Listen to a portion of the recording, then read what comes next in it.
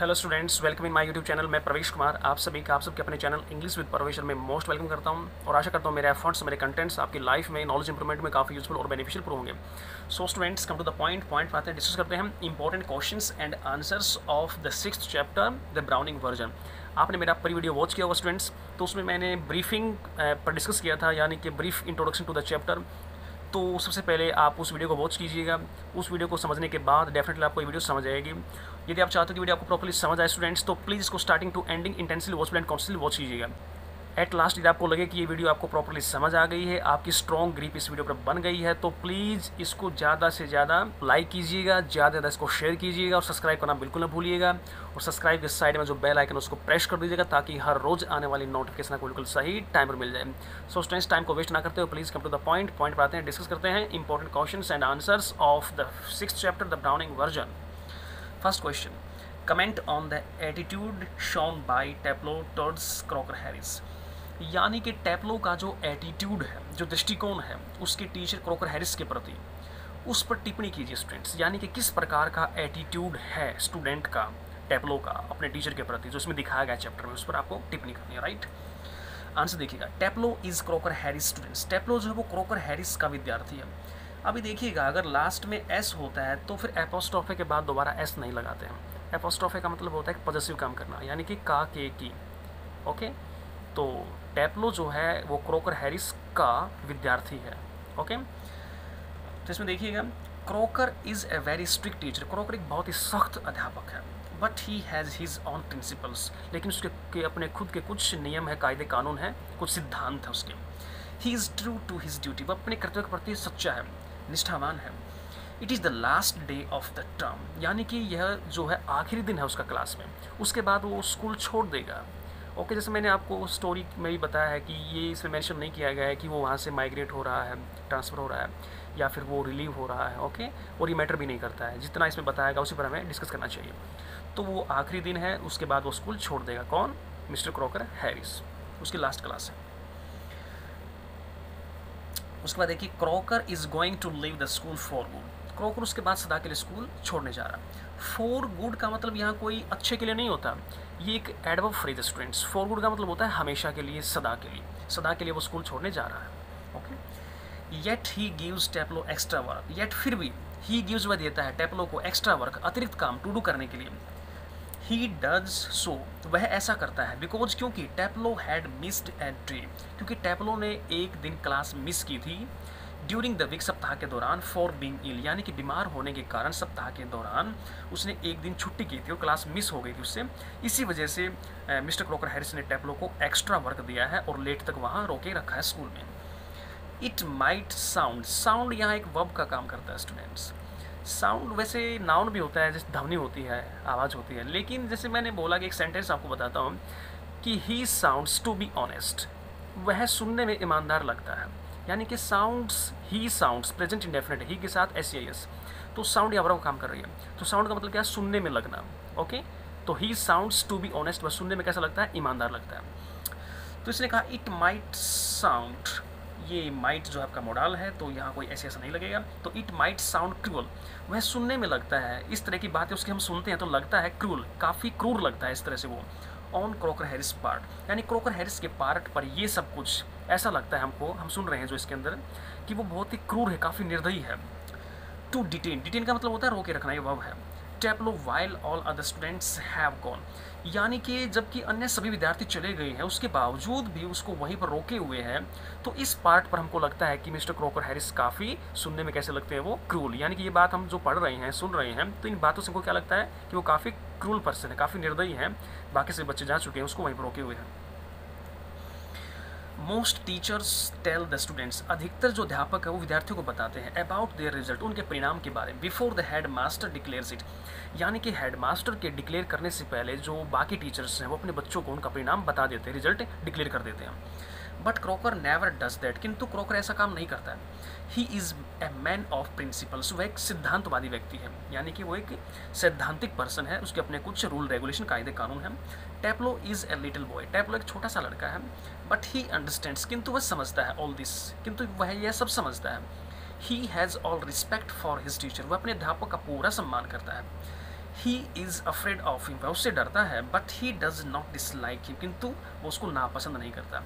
यानी कि टीचर का फियर बच्चे के माइंड में होने का मतलब ये नहीं है कि वो उसकी डिसरिस्पेक्ट करेगा। फियर उसकी रिस्पेक्ट का होता है, टीचर की पर्सनैलिटी का होता है, टीचर का जो एक आप मान सकते हो कि जो एटीट्यूड होता है, उसका रवैया होता है, वो कितना बच्चों के फेवर में काम कर रहा है, कितना उनके हित के लिए है। तो ये सारी चीज़ें मिलाकर एक टीचर की पर्सनैलिटी जो उसको स्ट्रॉन्ग बना देती हैं। ओके, और बच्चों के अंदर ऑटोमेटिकली फियर होता है। पनिशमेंट का फियर कोई फियर नहीं होता है, वो तो एक प्रकार से रिवेल करने वाली बात होती है। बच्चे कुछ टाइम के बाद रिवेल कर देते हैं, फ़ायदा कुछ नहीं होता है। He loves to go and play, यानी कि वो चाहता है वहाँ से जाना और खेलना चाहता है। कौन? टेप्लो। टेप्लो जो वहाँ इंतज़ार कर रहा है अपनी टीचर का, लेकिन वो भी चाहता है कि मैं जाऊँ यहाँ से और वहाँ खेलूँ। But does not dare to leave without Crocker's permission, किंतु मिस्टर क्रोकर हैरिस की परमिशन के बगैर वो वहाँ से नहीं जा सकता, उसमें ऐसे जाने की हिम्मत नहीं है। Okay, his fear is tinged. Tinged का मतलब वैसे तो रंग होता है, लेकिन यहाँ चिन्ह के रूप में हम इसको यूज़ कर रहे हैं। His fear is tinged with respect, उसका जो ये डर है वो मिस्टर क्रोकर हैरिस के प्रति उसका सम्मान है, नॉट हेट्रेड, ना कि नफरत है। ओके, यानी कि जो इस प्रकार का उसके अंदर डर है वो अपने टीचर के प्रति उसका सम्मान है, ना कि टीचर के प्रति उसकी हेट्रेड यानी नफरत है। ओके, तो देखिए स्टूडेंट, सेकंड क्वेश्चन बहुत इंपॉर्टेंट क्वेश्चन है। Does Frank seem to encourage Taplow's comments on Crocker Harris, ये यहाँ पर मिस्टेक हो गया था, इसको मैंने कट कर दिया। तो क्वेश्चन का अर्थ क्या समझा स्टूडेंट्स आपको यहाँ कि क्या फ्रैंक आपको प्रतीत होता है प्रोत्साहित करता हुआ टैप्लो को कमेंट्स ऑन क्रोकर हैरिस, यानी कहने का मतलब क्या है कि क्या इस चैप्टर के अंदर आपको ऐसा लगता है स्टोरी पढ़ने के बाद कि जो फ्रैंक की जो टीचर है साइंस का, वो टैप्लो को प्रोत्साहित करता है उसके टीचर पर कमेंट करने के लिए, उसके टीचर का मजाक उड़ाने के लिए उसको प्रोत्साहित करता है कि वो ऐसा कुछ कहे। देखिएगा answer, Frank and Crocker Harris are both teachers. Frank और क्रोकर हैरिस दोनों ही टीचर हैं, अध्यापक हैं इन टैप्लो स्कूल, टैप्लो के स्कूल में। Croaker is a very strict teacher, croaker एक बहुत ही सख्त टीचर है। He is a man of discipline, वो एक अनुशासन प्रिय व्यक्ति है। He has his on principles, उसके अपने खुद कायदे कानून है, वो एक सिद्धांतवादी व्यक्ति है। He never does any favour और डिसफेवर टू हिज स्टूडेंट्स, वह कभी भी अपने विद्यार्थियों के प्रति पक्ष और उनके विरोध की बातें नहीं करता है। देखिएगा, फेवर जो स्टूडेंट्स एक नाउन भी है और वर्ब का काम भी करता है, लेकिन यहाँ पर ये नाउन है। तो इसमें जो फेवर है इसका एंटोनिम जो होता है रिजेक्ट होता है, हिंडर होता है। लेकिन यहाँ फेवर और डिसफेवर, यानी कि इस शब्द का जो एंटोनिम है जिसको हम विपरीतार्थक शब्द बोलते हैं वो डिसफेवर बना गया। और डिस एक ऐसा प्रेफिक्स होता है स्टूडेंट्स जो किसी भी शब्द के आगे हम यूज़ कर दे तो वो उसका अपोजिट बना देता है। जैसे ऑनेस्ट होता है ईमानदार, डिसऑनेस्ट बेईमान होता है, और ब्यूटीफुल होता है। अभी आपको सुनने में कुछ स्ट्रेंज लगेगा कि ब्यूटीफुल जो होता है उसके आगे भी क्या हम डिस लगा सकते हैं, यू एन अन लगा सकते हैं। यूजफुल होता है, अनयूजफुल होता है, तो यू एन अन और डी आई एस डिस, ये दोनों ऐसे प्रेफिक्स होते हैं जिनका यूज़ करने से जो हमारे जो मेन वर्ड होता है वो उसका अपोजिट मीनिंग बनता है। ओके, तो इस लाइन का क्या मतलब हुआ, he never does any favour, वह कभी कोई पक्ष नहीं लेता है, और डिसफेवर टू हिज स्टूडेंट्स, ना ही अपने स्टूडेंट्स के पक्ष में बात करता है और ना ही उनके विरुद्ध कोई बात करता है, यानी कि पूरी तरह से न्यूट्रल है mister Crocker Harris. He gives what one deserves, वह बच्चों को उन्हीं के हिसाब से जितने वैल्यू के लिए, जितने यानी कि मार्क्स के लिए वो डिज़र्व करते हैं उसी के हिसाब से उनको मार्क्स देता है। वो किसी बच्चे को कम ज़्यादा मार्क्स नहीं देता है। उनका जो यानी कि अपनी पढ़ाई से हटकर जो उनका अलग से जो बिहेवियर होता है बच्चों का अपने टीचर के प्रति, टीचर का कोई एक्स्ट्रा काम करता है तो टीचर उसको एक्स्ट्रा मार्क्स देता है, लेकिन ऐसा कुछ नहीं है। यहाँ ये टीचर कोई टीचर के लिए एक्स्ट्रा वर्क करे तो भी उसको उतने ही मार्क्स देगा जितने के लिए वो डिज़र्व करता है। यहाँ कोई पक्षपाती टीचर नहीं करता है। तो देखिएगा, students are scared of him, scared का मतलब होता है डरना, ये वर्ब के रूप में काम कर रहा है। Students are scared of him, विद्यार्थी उससे डरते हैं। But they do not dislike him, किंतु वे उससे नफरत नहीं करते हैं, उसको नापसंद नहीं करते हैं वो। They have deep respect for him, उनके दिल में अपने टीचर के प्रति काफ़ी गहरा सम्मान है। Frank feels jealous of croaker, so he encourages, इसलिए वह प्रोत्साहित करता है टैप्लो को टू से कहने के लिए थिंग्स बातें अगेंस्ट क्रोकर, क्रोकर के अगेंस्ट कुछ बातें कहने के लिए टैप्लो को वो प्रोत्साहित करता है। एंड मॉक एट, देखिए स्टूडेंट्स, ये जो मॉक लिखा गया है ये नाउन के रूप में भी कार्य करता है और ये वर्ब के रूप में भी कार्य करता है। यदि ये नाउन के रूप में कार्य करता है तो इसका मतलब होता है तिरस्कार, और यदि ये वर्ब के रूप में कार्य करता है तो इसका मतलब होता है हंसी उड़ाना, मजाक उड़ाना। ओके, तो अभी देखिएगा एट हमारा प्रपोजिशन है तो ये नाउन के रूप में कार्य कर रहा है, तो यहाँ तिरस्कार करना। ओके, तो इसमें कहने का मतलब क्या है कि जो फ्रैंक है वो टेप्लो को प्रोत्साहित करता है कि वो अपने टीचर का तिरस्कार करे, ओके, उसके अगेंस्ट बातें कहे, तो इस प्रकार से उसको उकसाता है। But Taplow does nothing of the kind, किंतु टेप्लो ऐसा कुछ नहीं करता है। His act of imitating Crocker is no sign of disrespect, किंतु वो अपने अध्यापक की यानी कि नकल करता है, मिमिक्री करता है, कौन, टेप्लो। लेकिन अध्यापक की मिमिक्री करने का मतलब ये नहीं है कि वो अपने अध्यापक की डिसरिस्पेक्ट कर रहा है। मिमिक्री करना, इमिटेट करना तो एक टैलेंट कह सकते हो आप, एक कला कह सकते हो, एक आर्ट कह सकते हो। It is simply an act of mimicry, यह तो मात्र एक यानी कि मिमिक्री करने की, नकल करने की कला है। It is only by way of humour. Humour देखिए नाउन का भी काम करता है, वर्ब का भी काम करता है, ओके। तो यहाँ ये नाउन का ही काम कर रहा है, यानी इसका मतलब होता है हास्य, okay. It is only by way of humour, ये तो केवल एक हंसाने के लिए किया गया था, दैट ही डज सो, कि वह ऐसा करता है। There is no disrespect in it, इसमें कोई ऐसी बात नहीं है कि वो अपने टीचर का अपमान करना चाहता है। But the way Frank encourages, किंतु जो वो तरीका, जो वो ढंग है जिसमें फ्रैंक जो है प्रोत्साहित करता है टेप्लो को टू डू करने के लिए, it is not like a teacher, ये अध्यापक को शोभा नहीं देता। यानी कि एक अध्यापक किसी स्टूडेंट को उसके अध्यापक के प्रति जो है भड़काता है, ओके, तो ये गलत बात है। In trying to degrade Crocker Harris, यानी कि डिग्रेड का मतलब होता है अपमान करना, यानी क्रॉकर हैरिस के अपमान करने की कोशिश में ही डिग्रेड्स हिमसेल्फ ओनली, उसका खुद का ही अपमान हो जाता है। यानी कि जब वो टेप्लो को भड़काता है उसी के टीचर के विरुद्ध, तो टेप्लो जो है वो बातें सुनता नहीं है और वो ऐसा कार्य करता भी नहीं है कि अपने टीचर पर कोई कमेंट करे। तो ये सब देख कर क्या है कि फ्रैंक का खुद ही इंसल्ट हो जाता है, ओके। तो ये था आपका सेकंड क्वेश्चन। देखिएगा लास्ट क्वेश्चन बहुत ही इंपॉर्टेंट है। Question third, compare and contrast the characters of Mr Crocker Harris and Frank, यानी कि स्टोरी में जो दो टीचर्स हैं, Mr Crocker Harris and Frank, इन दोनों टीचर्स की जो क्वालिटी है स्टूडेंट्स, यानी कि बीइंग ए टीचर जो इनकी क्वालिटी, उनमें क्या सिमिलरिटी है, कंपेयर कीजिएगा एंड कंट्रास्ट और अंतर भी बताइएगा।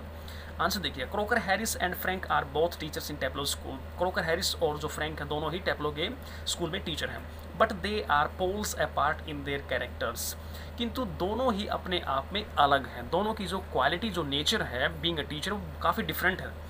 Crocker is a very strict teacher, Crocker एक काफ़ी सख्त अध्यापक है। He is true to his duty, वो अपने कर्तव्य के प्रति काफ़ी निष्ठावान है, काफ़ी सच्चा है। और ये यहाँ रॉन्ग है, मिस्टेक हो गया था, इसको छोड़ दीजिएगा।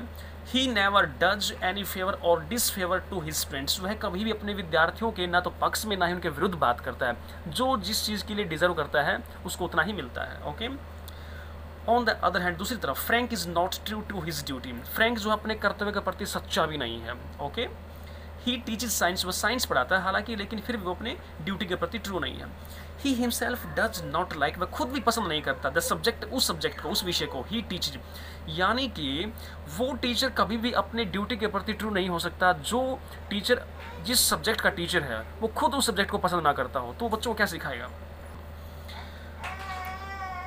But he calls his students slackers, किंतु अपने विद्यार्थियों को आलसी बोलता है, स्लैकर्स बोलता है। तो आप खुद अंदाज़ा लगा सकते हो स्टूडेंट्स कि जो टीचर अपने सब्जेक्ट से प्यार नहीं करता वो विद्यार्थियों को स्लैकर्स बताता है, काफ़ी लेजी बताता है, तो एक्सक्यूज वाली बात है। He is jealous of Crocker, वो क्रॉकर से काफ़ी ईर्ष्या करता है।